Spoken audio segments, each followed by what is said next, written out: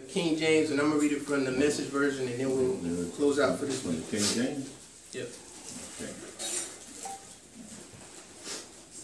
All right. From the King James.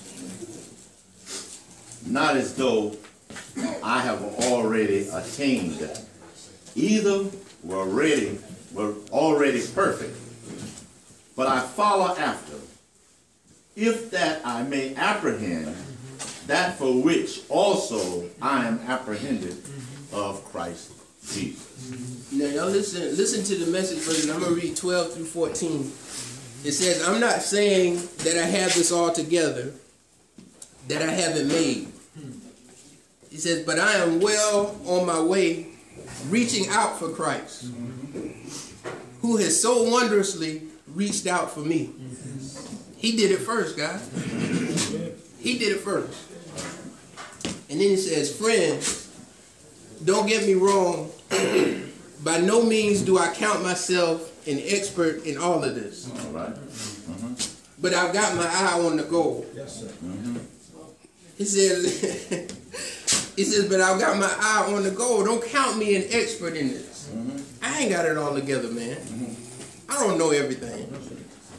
Y'all look at me and say, yeah, you've been saved for 20 years, you got it right. No, brother, I don't know. It's grace every day. Whether it's 20 years or 20 minutes. Whether you just got up off the altar. Or whether you at the altar every Sunday. It's still God's grace, man. He says, by no means do I count myself an expert in all of this. But I've got my eye on the goal. Where God is beckoning us onward to Jesus. And then listen to this. He says, I'm off and running, and I'm not turning back. He says, I'm off and running, and I'm not turning back. Can we just start there? Can we, this morning, can we just make God a promise? God, I'm not turning back. Forget about getting it right. Forget about getting it right. Just right now, God, I'm not turning back. I'm on this journey and I'm not turning back. Start there. I'm available every day and I'm not turning back. Regardless of what I deal with, regardless of what comes up, God, you're too good. You're too good. I know that in my imperfect state, that you're too good. I already know that in my imperfect state, you're too good. You don't have to bless me anymore. You don't have to do anything anymore because I already know if you never do anything else. It's too good.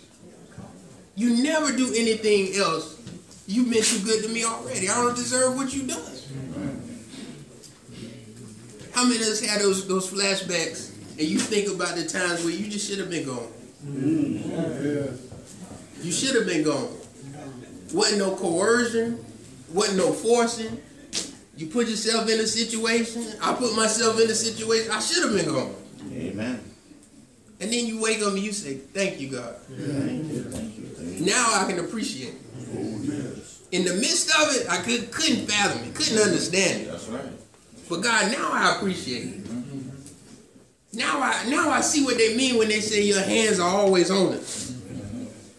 How I'm protected through the prayers of my mother, my grandmother. How I'm protected. I see that now, God. I know what that means now. Because it wasn't my prayers because I ignored you. I chose to do what I wanted to do. What felt good. What satisfied me. I chose to do that, God, but you kept me.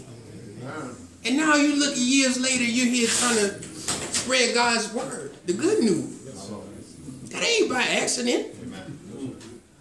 You ain't that good. You ain't that smart. None of us could have planned our lives like that.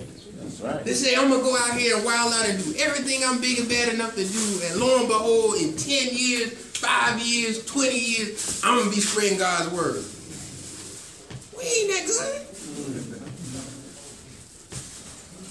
Amen? Amen. It's a process, man. That's right. It's not about being perfect, but it's a process. How do you get to the end of the process?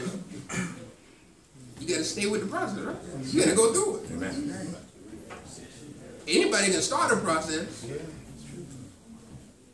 But in order to get to that final step of completion, you got to stay with the process. Does the process ever end? Does it? I mean, while we're here. No. I think that's the biggest, one of the biggest misconceptions by the enemy, man.